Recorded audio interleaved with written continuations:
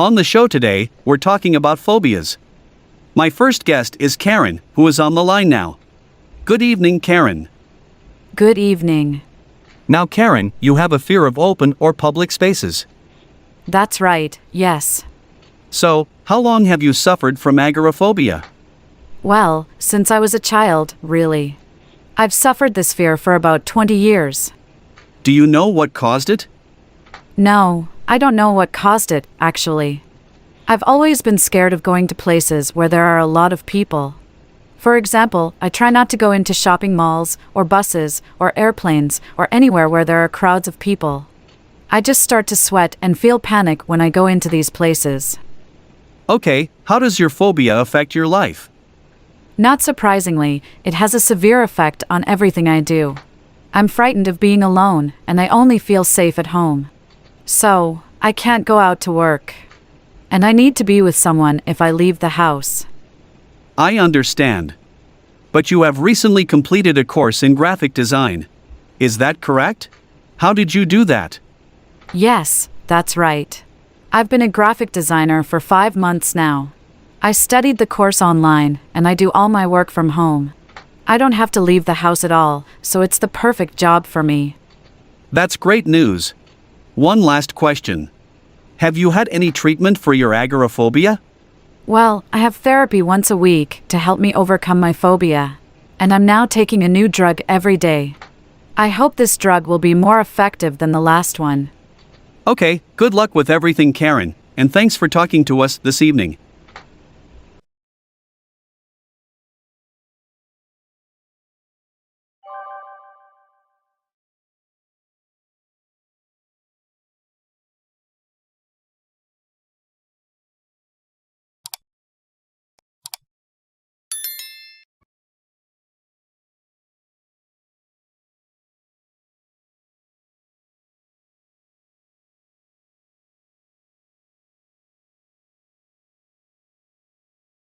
How long have you been a musician, Luis? Since I was 15 years old. My mom bought me my first guitar for my 15th birthday. We formed the band in 2005, when I was 20, and we've played together since then. Do you think you'll be famous one day? If we were successful, I'd be really happy. But I don't know. We'll see. I see you're in dental school in Philadelphia now, Martha. How long have you been there? For 4 years. This year is my last year there, and then I'm starting work as a dentist. Isn't your dad a dentist too? Yes, I'm following in his footsteps. How long have you been afraid of spiders, James? I've been terrified of them since I was 5 years old, 15 years ago. Well, what happened? I woke up with a huge spider on my face. It was horrible. Vanessa, have you been married long? Yes, we've been married for 10 years. Oh, I didn't know that. Well, I don't tell many people. We're getting divorced next year. Oh, I see. How long have you been injured? Since last Friday. I injured my foot in the game. When will you be able to play again? I'm not sure.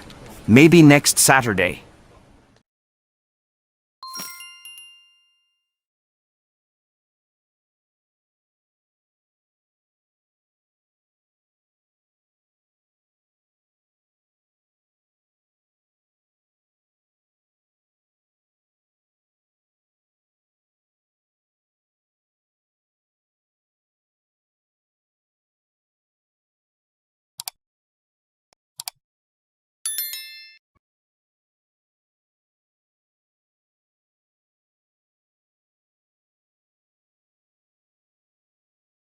Wouldn't it be great if we all had beautiful, big homes with high ceilings and wood floors?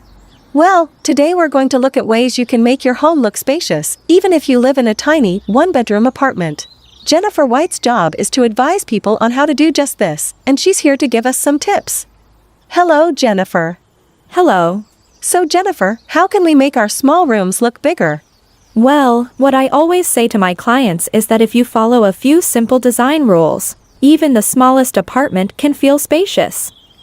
If you told me your home's too small, the first thing I would probably say is, throw away things you don't need. Yes, sensible advice. And how important is light? Very important. But there are ways you can make even a basement apartment look lighter. For example, as soon as you hang two mirrors opposite each other, you'll instantly make a room look bigger and brighter. And should we paint everything white? Funnily enough, it's not necessarily a good idea to use white. Using a darker color on the walls actually makes the corners of the room disappear. And interestingly, you can make a low ceiling look higher when you paint it a bright color. That's surprising. And I guess furniture shouldn't be too big? Well, no, if I were you, I would choose a few attractive larger items, as this will make a room feel more spacious than having lots of little things. Fantastic advice, thank you. Any final tips? Well, remember that less is more. Don't use lots of different colors and designs together unless you want the room to look really crowded. And plain wood is useful, it goes well with all colors. Thank you, Jennifer. Lots of great ideas to think about. And coming up, have you ever wondered?